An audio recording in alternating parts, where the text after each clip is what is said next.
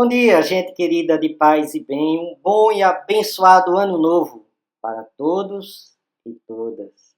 Sim, ano novo. Hoje, primeiro domingo do Advento, é o ano novo cristão. A partir dele, vamos iniciar um novo ciclo, né?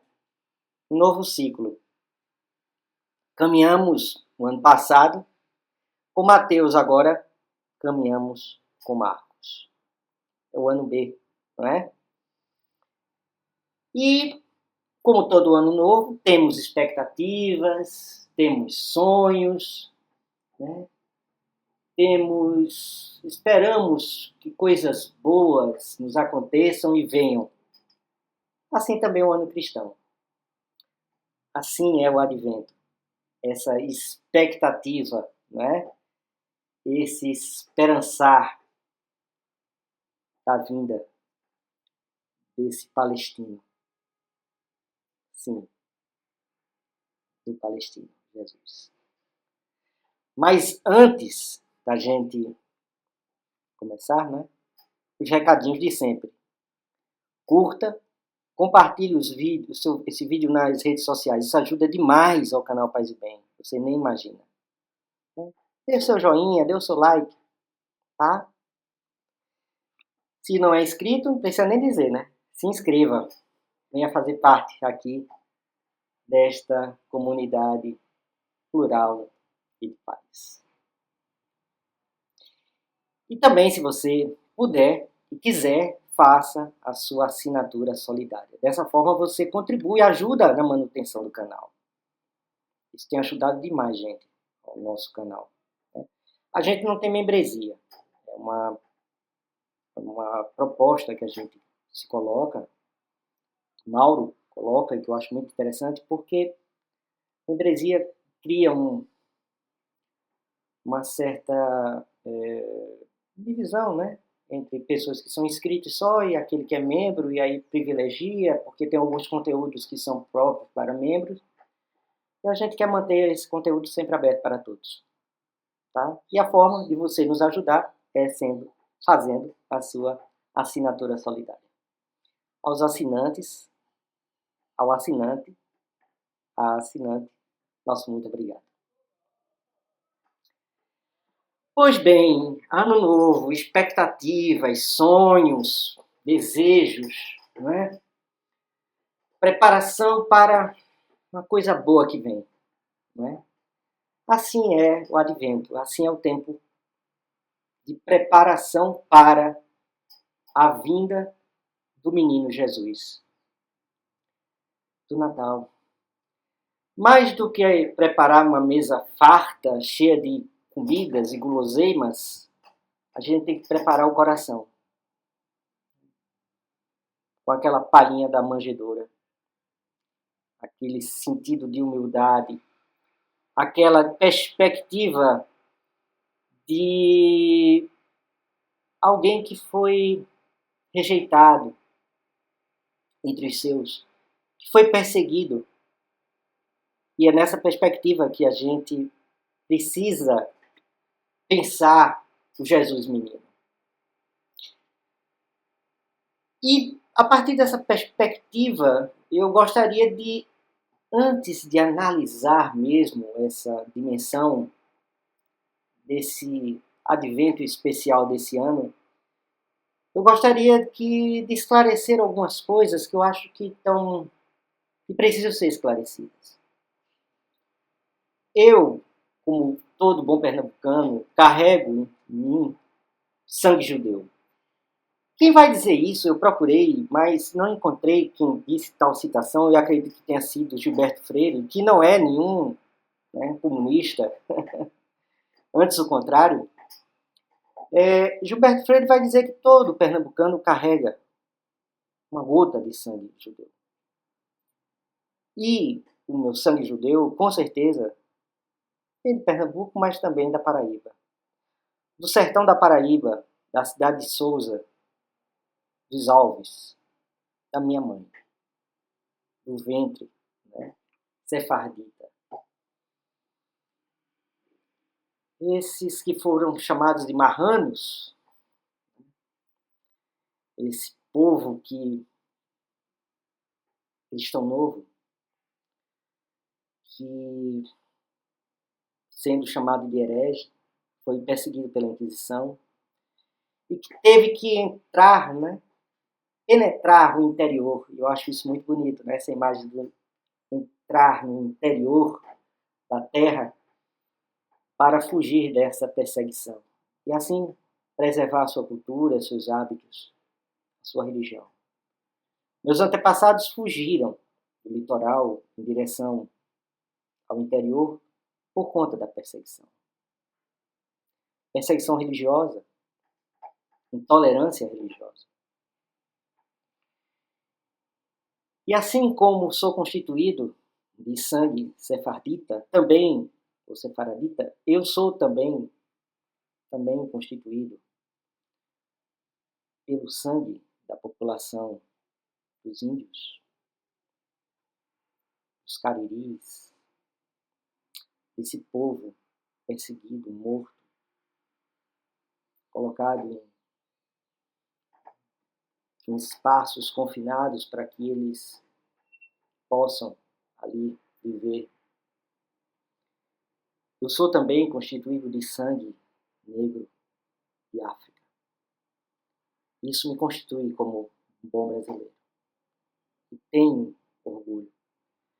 Eu tenho orgulho porque quem me constituiu foram os sobreviventes, foram os resistentes, foram aqueles que, diante da morte, fizeram e me delegaram assim a descendência, me delegaram a vida. Por que eu digo isso? Porque quando a gente assume a defesa do povo palestino, a gente não se torna antissemita. Como historiador, eu sou terminantemente contra, visceralmente contra a perseguição nazista ao povo judeu, ao extermínio, ao genocídio do povo judeu. Assim como sou visceralmente, plenamente contra o extermínio, o genocídio do povo palestino. Quando tive a oportunidade de ir à Europa, eu, diante dos memoriais que existem lá, para que não se esqueça dos mortos, daqueles que foram para os campos de extermínio, eu fiz uma sincera oração, pungente oração, por aquilo que me constitui como judeu sefardita, de ventre judeu, por linhagem de minha mãe. Mas, isso não me dá o direito de ser e defender o extermínio, a matança de crianças por conta de um governo local mantido por um império. Porque o governo local, pactuado com o império, faz com que crianças sejam mortas. E eu não estou falando da faixa de Gaza agora. Eu estou falando da Palestina no tempo de Jesus. Eu estou falando de Herodes. Eu estou falando de Herodes que foi colocado lá e ele era preservado como governador daquela área, a mando de um César que morava a quilômetros e quilômetros de distância e que dava apoio a ele, logístico, militar, porque tinha interesses naquela região. E ao saber esse Herodes que ia nascer uma criança e era o rei dos judeus, ele diz, olha, me diz onde é que eu ia lá adorar. Disse ele aos aos magos. E o que ele faz? Extermina todas as crianças. Mata todas as crianças. O exterminador do futuro, né? Para que, dessa forma,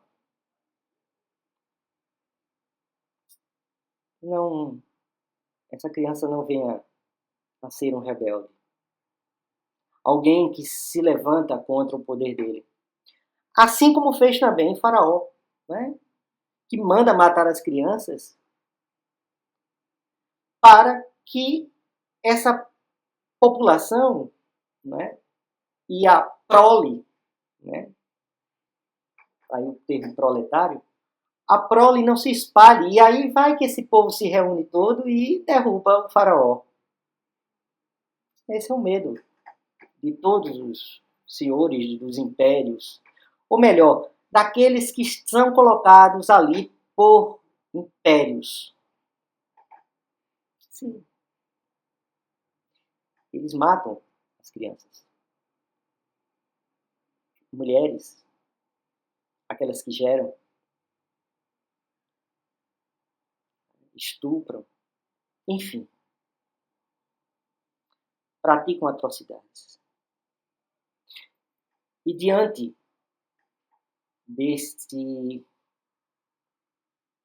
dessa situação, eu, que carrego o sangue judeu, e por isso amo a cultura judaica, a poesia, a música, a literatura, Kafka. Eu não posso, eu não posso ficar calado. Eu não posso ficar calado diante do extermínio do povo palestino. Porque também carrego tanto de sangue mouro, né? Ibérico, brasileiro, africano, daqui do Brasil mesmo.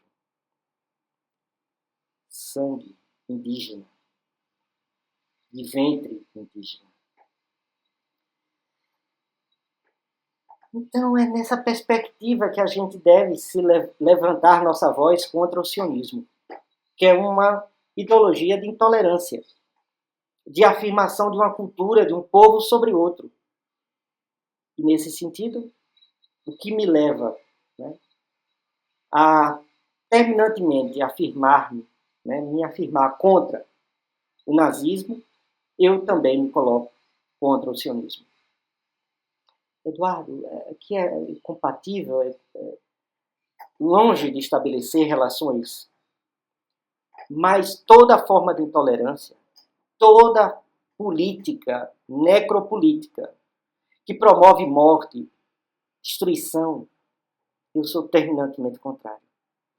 Porque eu sigo a Cristo Jesus, ressuscitado, sim, mas que por aquilo que ele viveu, foi preso, torturado e morto, como um preso político.